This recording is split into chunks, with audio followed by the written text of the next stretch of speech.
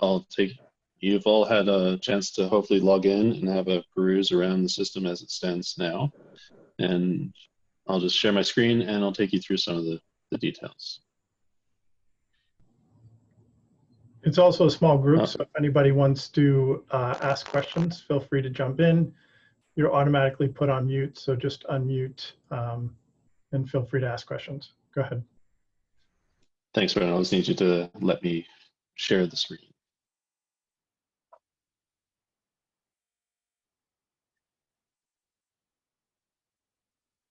Brendan, if you could enable screen sharing. Yep, you've got it now. Great, thanks.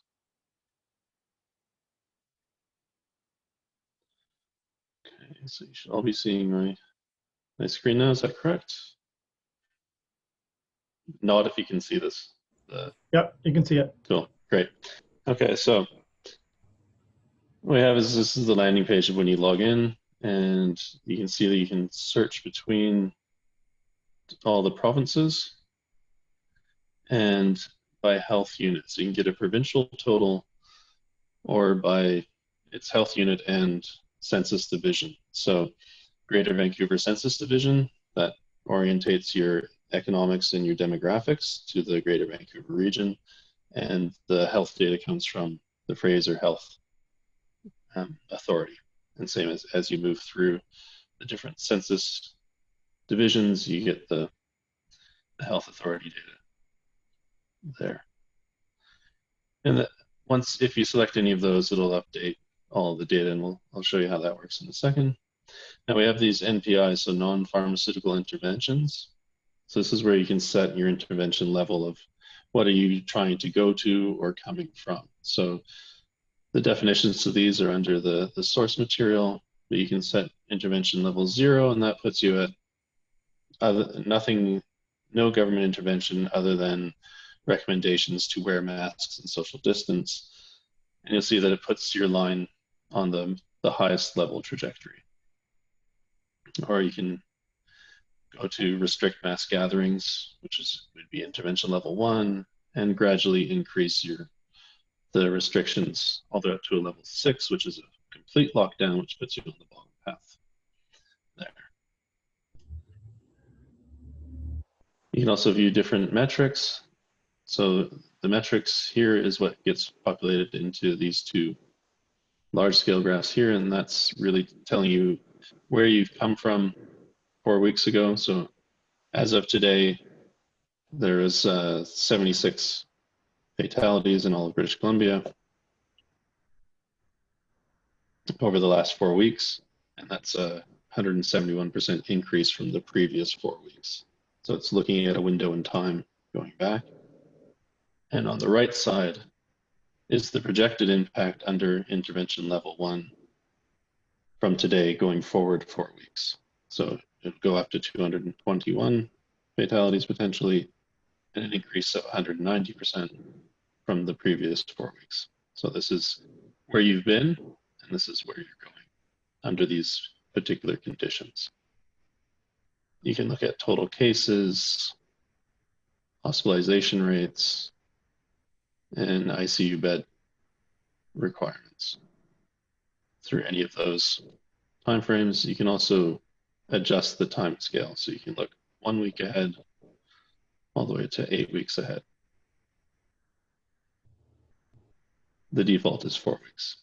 It also breaks down, for the fatalities, it breaks down fatalities by age group. That's the national distribution demographic of age groups. That's where the data aligns to. So it's applied to the demographic population base of the health unit or census division that it's assigned to, but applies the national average across that. So it's still only 1% less than 40-year-olds and so on. Majority of fatalities occur in the 80+ range. The bottom graphs here, they give you your summary details of the projected time frame. So if you're looking at fatalities up at the top graph and where you've been the previous 4 weeks to where you're going in the next 4 weeks, these give you the summary of all of the variables. So total confirmed cases. That's the cumulative sum for the entire period from beginning of March when the pandemic started through to today, and it's currently increasing at a rate of 140%. The demand for hospital beds, that's the total demand for hospital beds over that period, is increasing by 160%, ICU beds increasing.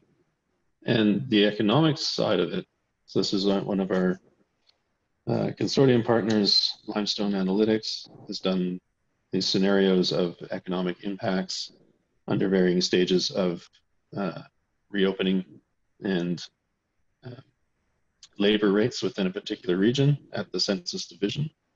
So we can pull down to say Greater Vancouver, and you'll see the number of employed and those variables change. Now what that does, it localizes it to your particular region, but it also aligns with the intervention level that you're putting in. So at intervention level 1, the GDP per capita is at 5,700.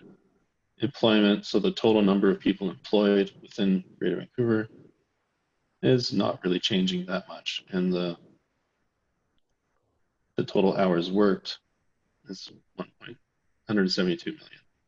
So things probably pretty normal. Now, if we went to, say, intervention level 5, which is the most restrictive before complete lockdown, you can see the GDP per capita has decreased, the number of people employed has decreased, and the number of total hours worked has decreased. So the impact that that intervention level will have, you can see how it will impact fatalities and beds and ICU beds and total cases. You also see how it impacts the economy within that region, in that census division.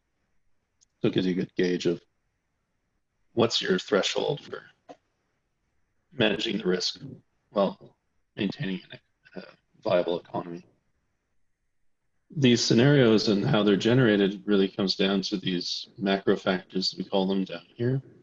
We generated these from surveying Canadians across Canada. We sent out over 300,000 surveys to Canadians of all walks of life and asked them certain questions around their usage of masks, personally when they're outside the house, how they viewed other people using masks in their community, their social distancing, whether they are or their community is, how often they're practicing good hygiene, are they self-isolating if they feel sick, what some of their spending habits are they going out to stores more often or less often than normal, are they taking public transport, are they spending online, and so on. And what we end up with is a joint probability distribution of how likely a particular set of scenarios is to get your most likely, which matches this blue line here. And the reality is that the likelihood of any of these combinations is pretty small. So that's why you need to think of it as we're somewhere in this range, somewhere between the red and the green is where we'll be. And depending on how we manage it and how the people react to that, we'll be on that trajectory. So you can see as you change intervention levels, the combination and the values of the scenarios changes and increases. So that's how that fits together. And so as you go through different regions, you can see number of people employed, number of hours worked changes in the ICU beds. So within your community, you can find, let's go to say Ontario. So for Toronto, what the values will be in different regions under different intervention levels. So that's the gist of the main dashboard there. What you also get is a summary page. So within this summary page, again, you can select your province and your region. And what it does, it summarizes all of those different intervention levels into one place. So you can see under intervention level 1 in the Peel region, what the impact, what the situation would look like over that 8-week period. and it goes all the Point way up out, to, Andrew, that the ICU beds and the hospital beds are peak demand. yes, So it might stay at 41, but that's the peak during the period. So it will go yeah, down and up during that period, but we just point out the peak. So if you need to make decisions based on we only have so many beds and we need to put an intervention level in that will allow us to keep, not overflowing of hospitals, then this gives you those numbers as well. that's correct. So what we'll have here is, as well as ability to export this page as a PDF. So you can actually print that out, or as a CSV as well if you want the actual data yourselves in a easy to use format. The actual scenarios, so there's a list of all the scenarios of how they combine. It's more for completeness than usability on your part. And we've put into a map all the daily data. So for all of Canada, so you can see where the hotspots are or within your region. And it updates every day. So you can see number of cases or deaths covered, if there's any tests, and when it was last updated. That's just provided there for your convenience. Source data, so this is where the NPIs are defined. That's what it means. So gatherings are restricted, level 5, schools are closed, business restrictions are in place. So these are a generalized restriction level.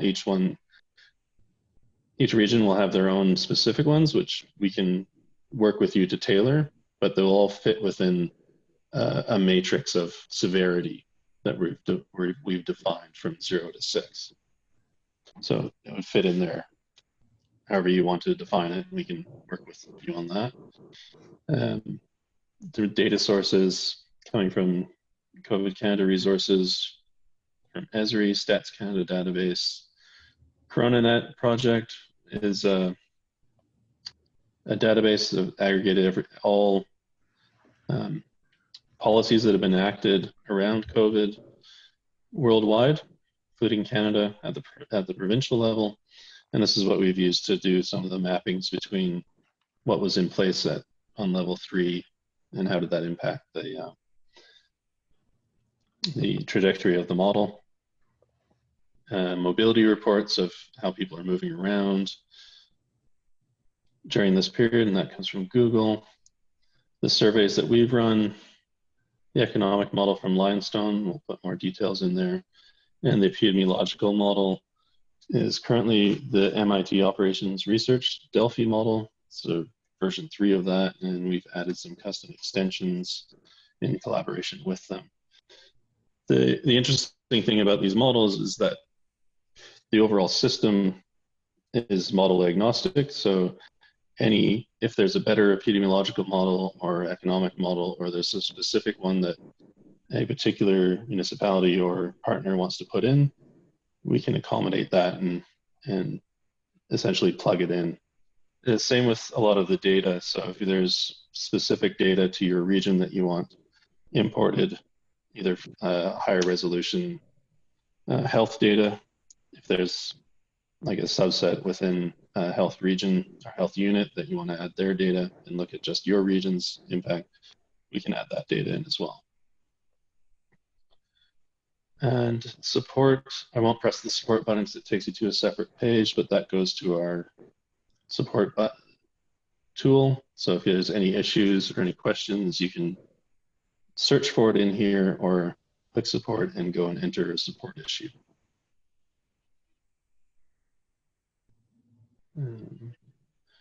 Go back to here. So that's the general run through. Are there any questions at this stage?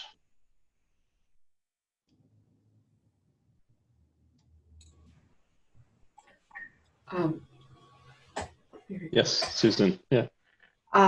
This is great. I wasn't able to get in, so it's the first time I've seen this. So this is really exciting. My questions are more just sort of and you might be getting to this, so I can wait, is like, is this is still in development, or is it being used? Or if not, when can it be in use and available, or what's the plan in that regard? It's available to yourselves as a beta testing. So we're allowing open early access to you to get your feedback of is it presenting the data that you expect to be seeing? Is there more data, something else that you would like to see to be able to make decisions on? Is there other aspects that we could incorporate into it? That sort of feedback. The models have just started running in unison only in the last week or two. So we're just getting performance statistics back on them. I can show you the preliminary results of that in a second. But as time goes on, the models will get better and we'll add more information to them. So that'll happen. And that will be part of within the sources underneath each model will have the results of its performance over time as it continues to go. So you can see how well it's tracking. Is it over predicting or under predicting in certain areas? But it can be used now as a guidance to what the outcome of certain interventions will be. Andrew, if you just go to Ontario and Health Unit Ontario for totals. So, the whole thing here is that you get to see, and these are, actual numbers. There have been 339 fatalities in Ontario. Again, that's up 90%. We tried to give the age grouping just so that, if you're making decisions on schools or universities or at how to manage different age groups, this gives you a great understanding of what's happened in the past, which is the current and numbers that have actually been reported, and the impact of intervention level 1. But also the keys are that intervention level 1, you can see that GDP per capita is 5,335, and in Ontario there's 7.67 million people working, right? If you change to level 5 again, Andrew, you'll see that the number of fatalities declined. They declined. It wasn't a huge decline, but now 1.2 million people have lost their jobs, and the per capita GDP across the board has gone down a little over 20%.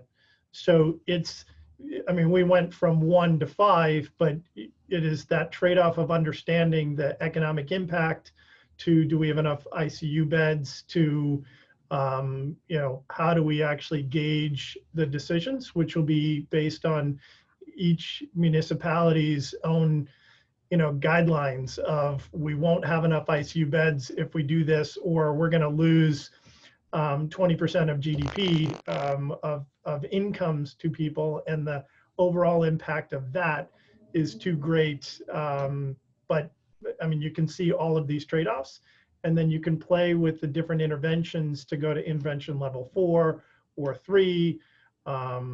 But you can actually see the overall impact as you tighten the restrictions, what that means, not just on saving lives and where those lives come from, over 60 or over 80 years old is the predominant, but the impact on the hospitals and frontline health workers, as well as everyone from economic impact and jobs across the board.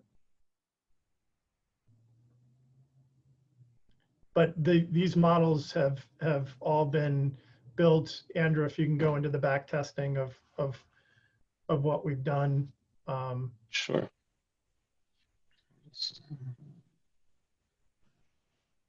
Present. I don't know if you're seeing the slideshow. Yep. Yeah. So it's projection. So specifically just looking at the epidemiological model. So as I said, it's from the MIT Operations Research Center. It's called the Delphi version 3 model. Now we've been, just to interject there, we've been working with Queen's University on their epidemiological model. We continue to work with them, and we'll be testing theirs. And as Andrew pointed out, there's the opportunity of putting other models in as, or any other data inputs. And when the Queen's model works and is tested, it might get swapped. We might swap the MIT model out just to determine which is the most accurate as we do the back testing, which Andrew will show you. Yeah, so we compared projections from November 18th. So we had the models running on November 18th under all the different scenarios. We're just looking at the no measures intervention level, since majority of places didn't have anything in place yet. And we looked at it. So what did the models say would happen in a week's time from a week ago? And we looked at it provincially, and we'll continuously update this and keep it up on the site as well. So just for some of our community partners that are here, so with total fatalities, so the 5-day total fatalities, so recorded as of this morning, there were 21 fatalities in BC. On November 18th, we projected there would be 15. Same with Ontario, there were 103 as of this morning, and on November 18th, the projection was 83. And as of today, there are 2 fatalities in Saskatchewan, and the projection was 0 at the time. So the 5 days, so average hospitalization rate over that 5-day period. So as of today, it's around just over 200, and we projected it to be just over 200 5 days ago. Same with Ontario, it's just over 500, projected around 500. And similar with Saskatchewan, and 5-day peak ICU demand. So the projections were a bit higher, but still you can see that it's doing a fairly good job of getting the distributions correct and seeing where resources will need to be allocated. So, and again, this is just looking at that 5-day period. We do have daily projections going out 2 months, so we can provide a range of projections that way, looking at 1 week to 8 weeks, and how well the model performs over time and for different regions. So we'll be able to drill down into individual health units and look at the projections for them, as well as at the provincial and national level. Hey, so all that's in process. Yes. Yeah, this is really cool. I got to jump off, so I thought I'd squeeze in my question before I had to leave. Yes, of course. So yeah, this is the reason why I opted into this is because it's quite interesting data, and it looks like you guys are getting some pretty darn good projections within a margin. But one of the things that I did want to sort of ask about was the current or past numbers. So for example, so we're in the Northern Health region in BC, and they report out, so BC's reporting out by health authority. So we have to date numbers on deaths, etc. So for example, in our health authority, there are 6 confirmed deaths. But if we look at the current and projected total fatalities, those numbers are already above our current confirmed deaths. So is there a reason behind that, or am I misunderstanding the data there? No, part of it is within the projections. This is one of the things that we're working with, creating our own extensions at the finer resolution, is that there needs to be almost a critical mass within the model for the simulation to accurately produce results. So as you sort of get below that 10 to 20 range in fatalities to cases, the calculations kind of break down within the model. So that's what the Delphi version 3 model does, and part of what we're adding in, the extensions that we're adding in collaboration with them, is fixing that so that we can get down to a finer resolution. And that's ongoing, and it's actually, I was hoping to have it done for this presentation, but they're still working, our team's still working on it. I guess it's a good problem to have for our region, though. Yeah, So, yeah, thanks for clarifying that. yeah. If I can interject for a moment, we have all the historical data for health authorities ready to be added in to the application. Right now, the historical data for health authorities is a bit of an estimate. And as we prepare the new health authority model, the data historically will be updated as well to reflect all the actual numbers across the country. Thanks, Yeah, Chris. partly, yeah. So that's Chris. He's our lead developer in building the back end to this. And partly the issue with that is the reporting interval between the different health authorities.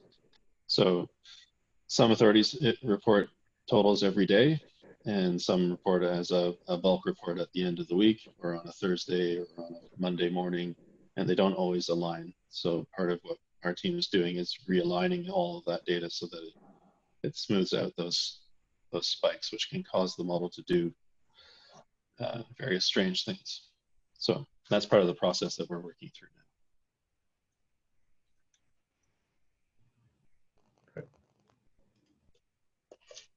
Okay. Let's go back to the application. Are there any other questions or comments? Hi, Andrew. This is Rene from City of Vancouver. This is awesome. This is great, and I'm trying to see how to. I'm trying to find gaps between the use case and what I see here in terms of people wanting to add more data or more visual or visualize additional data on this to maybe circulate internally or just kind of share also where we're coming from and not just the projection going forward. So I was wondering if there's a way to overlay or to keep track of how different municipalities move through the different intervention levels, to kind of record the date stamp or something that you would be able to overlay on this graph that we're looking at right now. Oh, I see what you mean. So we could say like on November 22nd, they implemented intervention level 3. Yeah. Exactly. Yep. Because normally what I see, sometimes when we build dashboards and visuals, people end up either creating a screenshot of it and then overlaying manually different things. I'm just thinking that maybe it's something that can be tracked on the platform, and maybe you could even benchmark against other municipalities that just to track who's at which level at what point in time. I think it would be useful.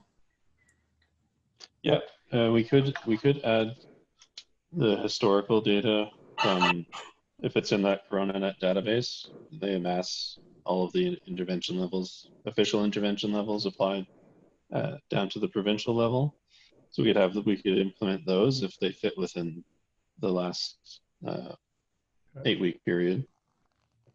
Yeah, that's something we could look at working if different municipalities wanted to have their own intervention levels. We'd have to work with them to be able to get that in as a data point that they can enter themselves to update on the graph. But that's a good point. Yeah, or I think it's not that we need to have our own, but basically just visualize in that timeline where what happened at some point.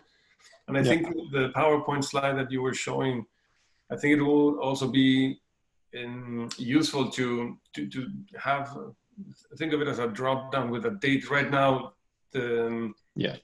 this is from today going forward, but I'm sure you can also recreate a current state in the past. Yeah, definitely.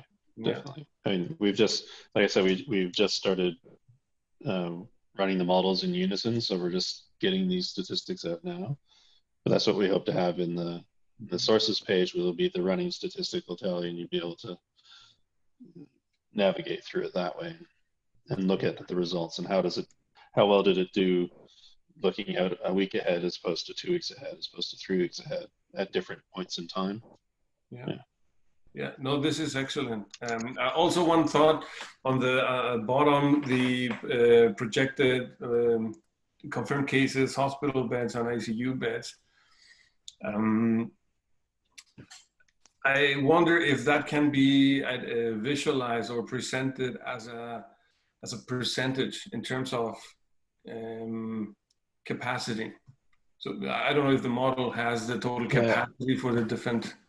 No, that's a data point that we would be happy to receive from our partners, is what's the actual capacity of each within each health unit. It's something that's not reported currently, like openly reported. But if it is, then yeah, we could definitely have that in there and say, are you at 80% capacity or 110% capacity? Which would be very useful to see. So if that data is available, if anyone knows how to get it. Yeah, if someone knows how to get that data, we would be very happy to add that in. Yeah. Yeah. Thank you. This is excellent. And Renee, the key point here that in previous discussions with folks has been that it allows them to understand, maybe the intervention isn't towards the whole community, but you look at 60 to 80 plus year olds, and if the focus is there, then that's what this chart is telling you, right? I mean, it really is the cases in the ICU beds, as long as you're not hitting that peak demand and being overrun, but the protection and the strategies to watch out for the individuals at highest risk, which this shows you exactly what where those individuals are, right? Yeah, true. And I think also, what I'm thinking is, I see people making screenshots of this, or maybe just walkthroughs of this as they're making decisions and discussing the situation. That's why I was thinking of overlaying having the ability to overlay a little bit more Great idea. in this chart. Yeah. I'm also thinking that, how any decision that you implement now, you still have roughly 2 weeks to see the outcome of what's happened to date, or the impact of what's happened to date. So maybe just highlight that horizon. That's something that you cannot change. So it's within your projection, but it's, even if you were to make a decision today, you have that inertia that will not stop or start to change until 2 weeks from there. Yeah, and that's partly it's already incorporated within the model, because you can see the model projection has started here, and nothing's really changing. There's no divergence. I see. Really, until you get almost a week or two out. That's within the model. It already has that lag in there. That there's a lag time between doing anything and seeing anything in the real world. I was just thinking of a visual. Reference to Star Wars. The Death Star is approaching. You have this range that is kind of fixed. You cannot change something like that. Yeah, no, that's a great idea. Anyway, that's just a thought. And one question around data integration is, can these data points be extracted from the platform, and if so, how would that happen? Yes, so from the summary page, that can the summary page with all the full variables for the final variables of the 8-week period, but for each intervention level, we can have that exported as a CSV file or as a PDF itself. Mm-hmm. And we could look at exporting from any of the pages, any of the data. But it will be a snapshot point in time, right? Yeah, we could look at exporting the time series as well, if that's requested. That's how we've assembled it. It's all in a time series, and we have our data infrastructure in the back end, and API calls it to populate the front end dashboard. So making the data available in a different format is through our data exchange actually would be doable. I see. Would that be to run your own analytics or add it to your other types of data? Or? I'm just thinking, so for example, we've built some internal dashboards and some other external facing dashboards that have different degrees or different levels of details. We blend the work we've done, we've blended in, data, for example, of number of phone calls coming into our 311 call center, or emails, just inquiries, COVID-19 related inquiries or complaints. So we're trying to pull in multiple data sources to help the business stakeholders make decisions. So for example, if we start getting too many reports of social distancing not being observed in certain parks, then we would deploy more staff to try to ensure compliance and issue fines, etc. So there are additional data sources that they would require, and that's why depending on how much time and who's looking at the dashboards, they want to have, ideally, to see a one-pager or a full picture visualization of what's happening at the city. This is definitely key information about what's happening at the city, but we need to pull in more data. And that's why I was asking if we can blend in or export the data somehow that doesn't include jumping through hoops or something we could discuss offline separately if you wanted to set up an API route directly to some of the data for you. If you wanted to explore that. Thank you.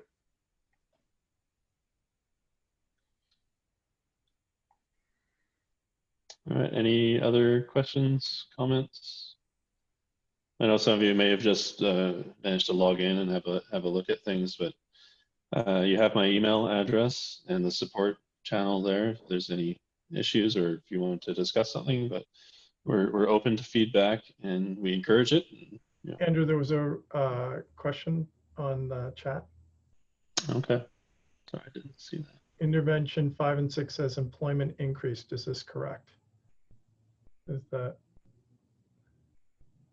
the percentage? Yeah, some of the percentages, their percentage increases from the previous 2-week or 4-week or 8-week period. So even though employment levels go down in total, they still may be an increase from the previous period. Right. Yeah. Right. Okay. Good. Any other questions?